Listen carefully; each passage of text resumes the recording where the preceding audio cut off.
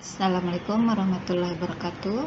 Selamat siang. Hari ini kita akan membahas tentang probabilitas. Sebelum masuk ke materi, seperti yang sudah saya sampaikan sebelumnya, pada kuliah fisika statistik ini yang perlu kalian kuasai itu adalah kuliah fisika matematika, di mana yang sering kita akan gunakan itu adalah persamaan diferensial dan integral. Ini beberapa tabel persamaan diferensial yang bisa kalian gunakan. Kemudian ini tabel integral yang sering kita gunakan nanti itu adalah fungsi len dan fungsi eksponensial.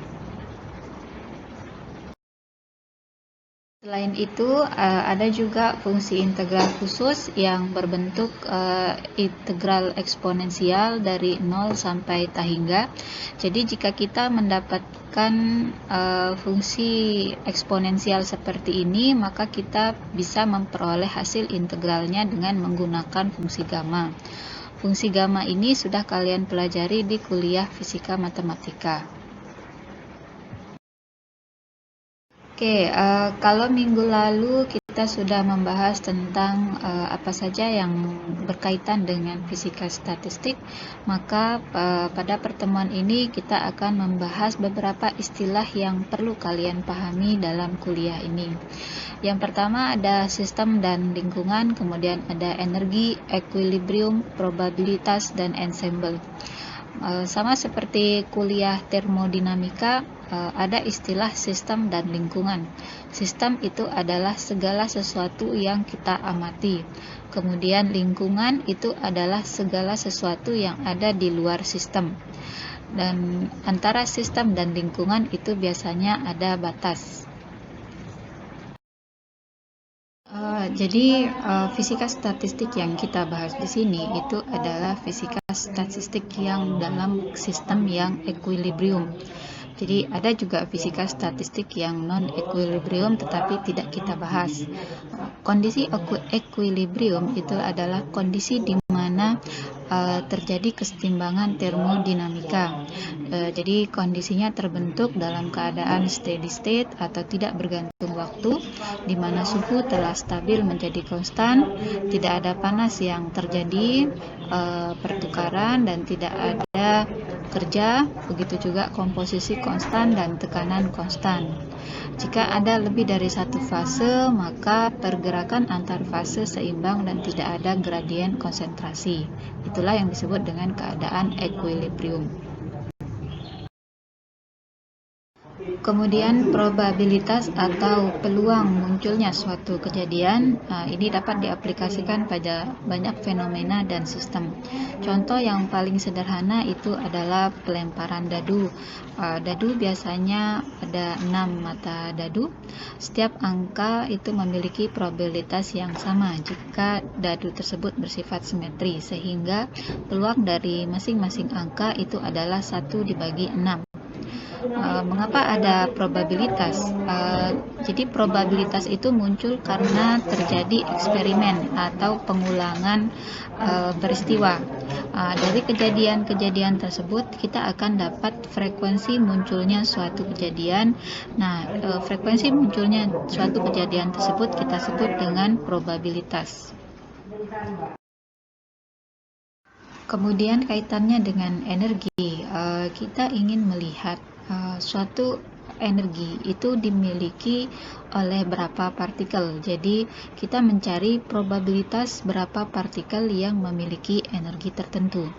Probabilitas dan energi ini nantinya akan mempengaruhi sistem makro yang muncul.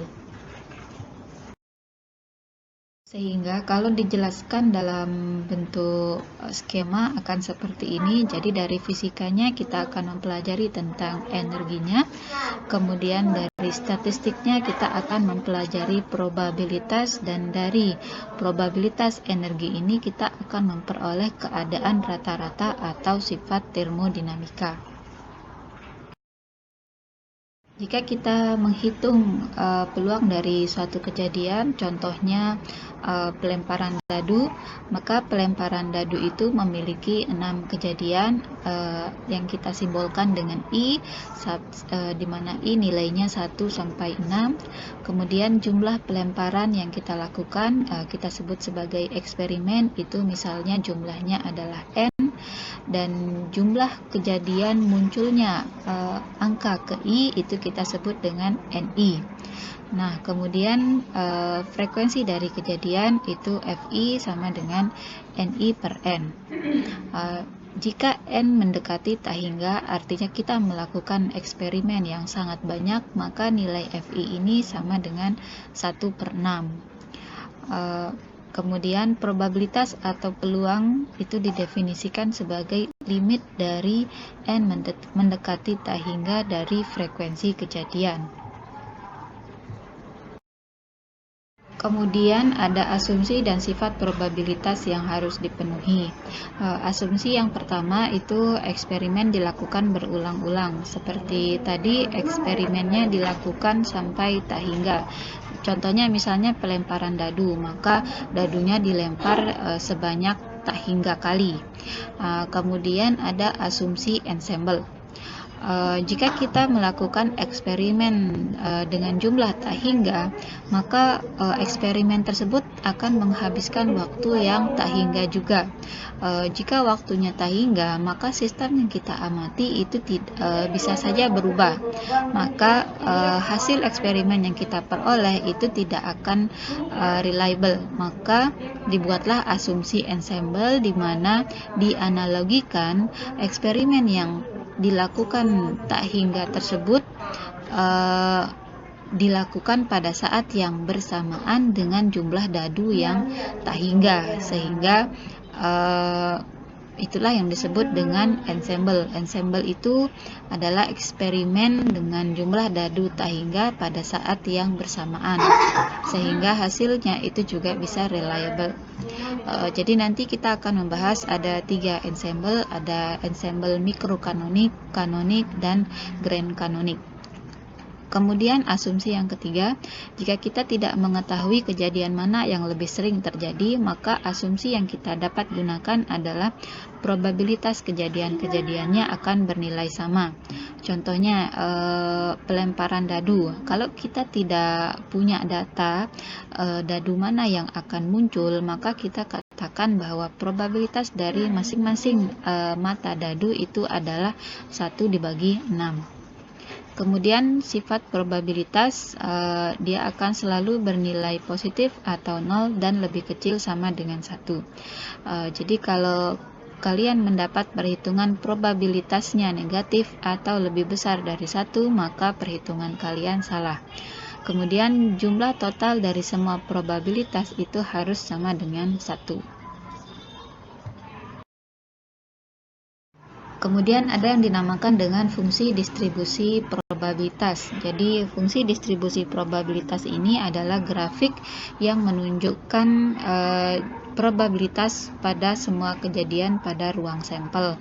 Jadi sumbu X-nya itu menunjukkan jumlah kejadian, dan Y itu menunjukkan frekuensi atau peluang munculnya kejadian tersebut.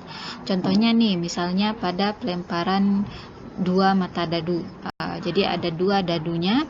Kalau kita lempar, misalnya angka dadu yang pertama menunjukkan angka 1, dan kemudian dadu yang kedua menunjukkan angka 3. Maka peristiwa yang muncul itu adalah 1 plus 3 atau 4. Nah, kemudian nanti dihitung berapa kali jumlah mata dadu 4 yang muncul, itulah peluangnya. Nah, fungsi distribusi probabilitas ini jika sistemnya ideal itu akan membentuk kurva normal. Oke.